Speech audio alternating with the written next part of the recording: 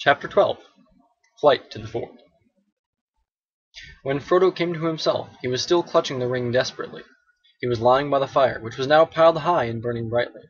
His three companions were bending over him. "What has happened? Where is the Pale King?" he asked wildly.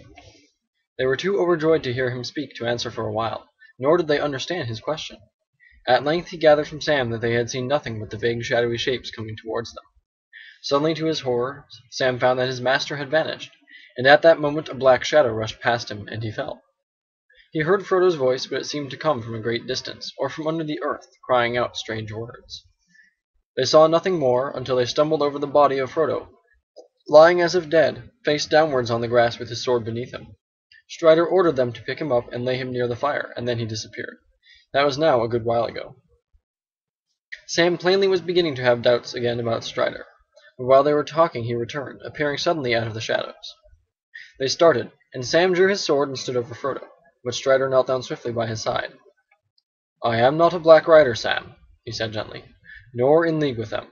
I have been trying to discover something of their movements, but I have found nothing. I cannot think why they have gone and do not attack again, but there is no feeling of their presence anywhere at hand." When he heard what Frodo had to tell, he became full of concern, and shook his head and sighed. Then he ordered Pippin and Merry to heat as much water as they could in their small kettles, and to bathe the wound with it. "Keep the fire going, and keep Frodo warm," he said. Then he got up and walked away, and called Sam to him. "I think I understand things better now," he said in a low voice. "There seem only to have been 5 of the enemy. Why they were not all here I don't know, but I don't think they expected to be resisted. They have drawn off for the time being, but not far, I fear. They will come again another night if we cannot escape. They are only waiting because they think that their purpose is almost accomplished, and that the ring cannot fly much farther. I fear, Sam, that they believe your master has a deadly wound that will subdue him to their will. We shall see." Sam choked with tears. "Don't despair," said Strider. "You must trust me now. Your Frodo is made of sterner stuff than I had guessed, though Gandalf hinted that it might prove so. He is not slain, and I think he will resist the evil power of the wound longer than his enemies will expect. I will do all I can to help and heal him. Guard him well while I am away." He hurried off, and disappeared again into the darkness. Frodo dozed, though the pain of his wound was slowly growing, and a deadly chill was spreading from his shoulder to his arm and side. His friends watched over him, warming him and bathing his wound. The night passed slowly and wearily. Dawn was growing in the sky, and the dell was filling with grey light, when Strider at last returned. "Look!" he cried, and stooping he lifted from the ground a black cloak that had lain there hidden by the darkness. A foot above the lower hem there was a slash. "This was the stroke of Frodo's sword," he said. "The only hurt that it did to his enemy, I fear, for it is unharmed, but all blades perish that pierce the dreadful king. More deadly to him was the name of Elbereth. And again more deadly to Frodo was this." He stooped again and picked up a long, thin knife. There was a cold gleam in it. As Strider raised it, they saw that near the end its edge was notched and the point was broken off. But even as he held it up in the growing light, they gazed in astonishment, for the blade seemed to melt, and vanished like a smoke in the air, leaving only the hilt in Strider's hand. "Alas!" he cried, "it was this accursed knife that gave the wound. Few now have the skill in healing to match such evil weapons, but I will do what I can." He sat down on the ground, and taking the dagger hilt laid it on his knees, and he sang over it a slow song in a strange tongue. Then setting it aside, he turned to Frodo and in a soft tone spoke words the others could not catch. From the pouch at his belt he drew out the long leaves of a plant. "These leaves," he said, "I have walked far to find, for this plant does not grow in the bare hills, but in the thickets away south of the road I found it in the dark by the scent of its leaves." He crushed a leaf in his fingers, and it gave out a sweet and pungent fragrance. "It is fortunate that I could find it, for it is a healing plant that the men of the West brought to Middle-earth. Athelas they named it, and it grows now sparsely and only near places where they dwelt or camped of old, and it is not known in the north except to some of those who wander in the wild. It has great virtues, but over such a wound as this its healing powers may be small." He threw the leaves into boiling water and bathed Frodo's shoulder. The fragrance of the steam was refreshing, and those that were unhurt felt their minds calmed and cleared. The herb had also some power over the wound, for Frodo felt the pain and also the sense of frozen cold lessen in his side, but the life did not return to his arm, and he could not raise or use his hand. He bitterly regretted his foolishness, and reproached himself for weakness of will, for he now perceived that in putting on the ring he obeyed not his own desire but the commanding wish of his enemies.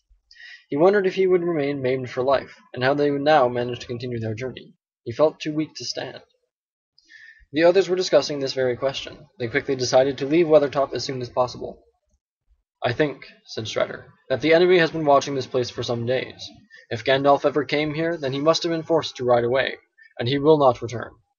In any case, we are in great peril here after dark, since the attack of last night, and we can hardly meet greater danger wherever we go." As soon as the daylight was full, they had some hurried food and packed.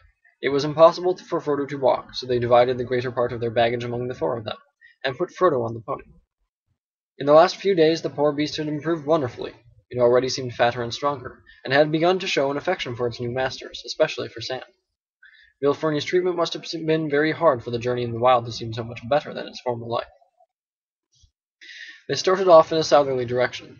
This would mean crossing the road, but it was the quickest way to more wooded country, and they needed fuel. For Strider said that Frodo must be kept warm, especially at night, while fire would be some protection for them all. It was also his plan to shorten their journey by cutting across another great loop of the road. East beyond Weathertop, it changed its course and took a wide bend northwards.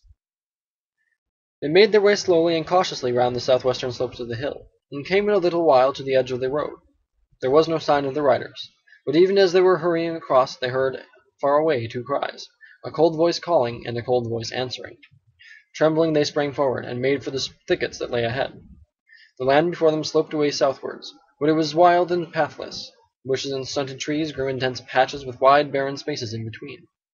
The grass was scanty, coarse, and gray, and the leaves in the thickets were fading and falling. It was a cheerless land, and their journey was slow and gloomy. They spoke little as they trudged along. Frodo's heart was grieved as he watched them walking beside him with their heads down, and their backs bowed under their burdens. Even Strider seemed tired and heavy-hearted.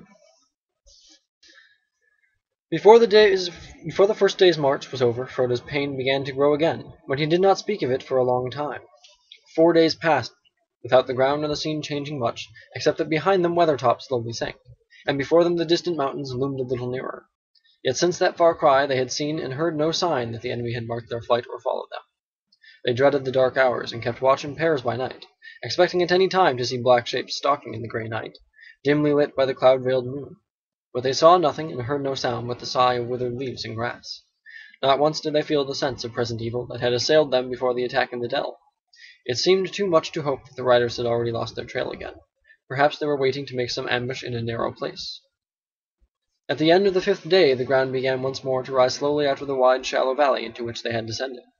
Strider was now turned their course again northeastwards, and on the 6th day they reached the top of a long, slow-climbing hill, and saw far ahead a huddle of wooded hills.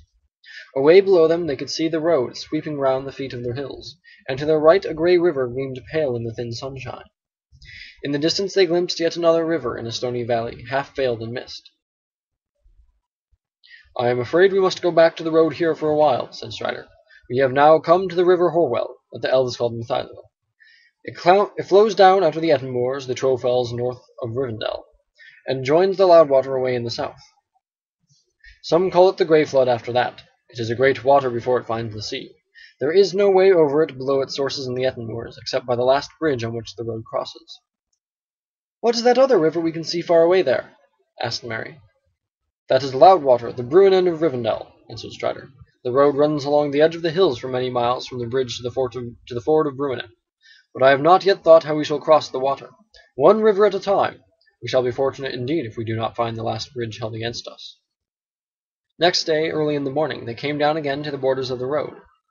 Sam and Strider went forward, but they found no sign of any travelers or riders. Here under the shadow of the hills there had been some rain. Strider judged that it had fallen 2 days before, and had washed away all footprints. No horseman had passed since then, as far as he could see. They hurried along with all the speed they could make, and after a mile or two they saw the last bridge ahead, at the bottom of a short steep slope. They dreaded to see black figures waiting there, but they saw none. Strider made them take cover in a thicket at the side of the road, while he went forward to explore. Before long he came back. "I can see no sign of the enemy," he said, "and I wonder very much what that means. But I have found something very strange." He held out his hand and showed a single pale green jewel. "I found it in the mud in the middle of the bridge," he said. "It is a beryl, an elf stone. Whether it was set there or let fall by chance, I cannot say. But it brings hope to me. I will take it as a sign that we may pass the bridge, but beyond that I dare not keep to the road without some clearer token." At once they went on again. They crossed the bridge in safety, hearing no sound but the water swirling against its three great arches. A mile further on they came to a narrow ravine that led away northwards through the steep lands on the side of the road. Here Strider turned aside, and soon they were lost in a sombre country of dark trees winding among the feet of southern hills. The hobbits were glad to leave the cheerless lands and the perilous road behind them, but this new country seemed threatening and unfriendly. As they went forward, the hills about them steadily rose. Here and there upon heights and ridges they caught glimpses of ancient walls of stone and the ruins of towers. They had an ominous look. Frodo, who was not walking, had time to gaze ahead and to think. He recalled Bilbo's account of his journey and the threatening towers on the hills north of the road, in the country near the Troll's Wood where his first serious adventure had happened. Frodo guessed that they were now in the same region, and wondered if by chance they would pass near the spot. "Who lives in this land?" he asked, "and who built these towers? Is this troll country?" "No," said Strider. "Trolls do not build. No one lives in this land. Men once dwelt here ages ago, but none remain now. They became an evil people, as legends tell, for they fell under the shadow of Angmar. But all were destroyed in the war that brought the North Kingdom to its end. But that is now so long ago that the hills have forgotten them, though a shadow still lies on the land." "Where did you learn such tales, if all the land is empty and forgetful?" asked Peregrine. "The birds and beasts do not tell tales of that sort." "The heirs of Elendil do not forget all things past," said Strider, "and many more things than I can tell are remembered in Rivendell." "Have you often been to Rivendell?" asked Frodo. "I have," said Strider. "I dwelt there once, and still I return when I may. There my heart is, but it is not my fate to sit in peace, even in the fair house of Elrond." The hills now began to shut them in. The road behind held on its way to the river Bruinen, but both were now hidden from view. The travelers came into a long valley, narrow, deeply cloven, dark and silent. Trees with old and twisted roots hung over the cliffs, and piled up behind into mounting slopes of pinewood. The hobbits grew very weary. They advanced slowly, for they had to pick their way through a pathless country, encumbered by fallen trees and tumbled rocks. As long as they could, they avoided climbing for Frodo's sake, because it was in fact difficult to find any way up out of the narrow dales. They had been 2 days in this country when the weather turned wet. The wind began to blow steadily out of the west, and pour the water of the distant seas on the dark heads of the hills in fine drenching rain. By nightfall they were all soaked, and their camp was cheerless, for they could not get any fire to burn. The next day the hills rose still higher and steeper before them, and they were forced to turn away northwards out of their course. Strider seemed to be getting anxious. They were nearly 10 days out from Weathertop, and their stock of provisions was beginning to run low. It went on raining. That night they camped on a stony shelf with a rock wall behind them, in which there was a shallow cave, a mere scoop in the cliff. Frodo was restless. The cold and wet had made his wound more painful than ever, and the ache and sense of deadly chill took away all sleep. He lay tossing and turning and listening fearfully to the stealthy night noises. Wind and chinks of rock, water dripping, a crack, a sudden rattling fall of a loosened stone. He felt that black shapes were advancing to smother him, but when he sat up he saw nothing but the back of Strider sitting hunched up, smoking his pipe and watching. He lay down again and passed into an uneasy dream, in which he walked on the grass in his garden in the Shire, but it seemed faint and dim, less clear than the tall black shadows that stood looking over the hedge. In the morning he woke to find that the rain had stopped. The clouds were still thick, but they were breaking, and pale strips of blue appeared between them. The wind was shifting again. They did not start early. Immediately after their cold and comfortless breakfast, Strider went off alone, telling the others to remain under the shelter of the cliff until he came back. He was going to climb up if he could, and get a look at the lie of the land. When he returned, he was not reassuring. "We have come too far to the north," he said, "and we must find some way to turn back southwards again. If we keep on as we are, we shall get up into the Ettendales far north of Rivendell. That is troll country and little known to me. We could perhaps find our way through and come round to Rivendell from the north, but it would take too long, for I do not know the way, and our food would not last. So somehow or other we must find the ford of Bruinen." The rest of that day they spent scrabbling over rocky ground. They found a passage between two hills that led them into a valley running southeast, the direction that they wished to take, but towards the end of the day they found their road again barred by a ridge of high land. Its dark edge against the sky was broken into many bare points like teeth of a blunted saw. They had a choice between going back or attempting to climb over it. They decided to climb, but it proved very difficult. Before long Frodo was obliged to dismount and struggle along on foot. Even so, they often despaired of getting their pony up, or indeed of finding a path for themselves, birds' nests they were. The light was nearly gone, and they were all exhausted when at last they reached the top. They had climbed onto a narrow saddle between two higher points, and the land fell steeply away again only a short distance ahead. Frodo threw himself down and lay on the ground shivering. His left arm was lifeless, and his side and shoulder felt as if icy claws were laid upon them. The trees and rocks about him seemed shadowy and dim. "We cannot go any further," said Merry to Strider. "I am afraid this has been too much for Frodo. I am dreadfully anxious about him. What are we to do? Do you think they will be able to cure him in Rivendell, if we ever get there?" "We shall see," answered Strider. "There is nothing more that I can do in the wilderness, and it is chiefly because of his wound that I am so anxious to press on. But I agree that we can go no further tonight." "What is the matter with my master?" asked Sam in a low voice, looking appealingly at Strider. "His wound was small, and it's already closed. There is nothing to be seen but a cold white mark on his shoulder." "Frodo has been touched by the weapons of the enemy," said Strider, "and there is some poison or evil at work that is beyond my skill to drive out. But do not give up hope, Sam." Night was cold up on the high ridge. They lit a small fire down under the gnarled roots of an old pine that hung over a shallow pit. It looked as if stone had once been quarried there. They sat huddled together. The wind blew chill through the pass, and they heard the treetops lower down, moaning and shrieking. Frodo lay half in a dream, imagining that endless dark wings were sweeping by above him, and that on the wings rode pursuers that sought him in the hollows of the hills.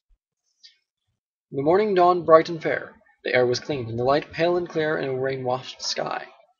Their hearts were encouraged, but they longed for the sun to warm their cold-stiff limbs. As soon as it was light, Strider took Merry with him and went to survey the country from the height to the east of the pass. The sun had risen and was shining brightly when he returned with more comforting news. They were now going more or less in the right direction. If they went on down the further side of the ridge, they would have the mountains on their left. Some way ahead Strider had caught a glimpse of the Loudwater again, and he knew that, though it was hidden from view, the road to the ford was not far from the river, and lay on the side nearest them. "We must make for the road again," he said.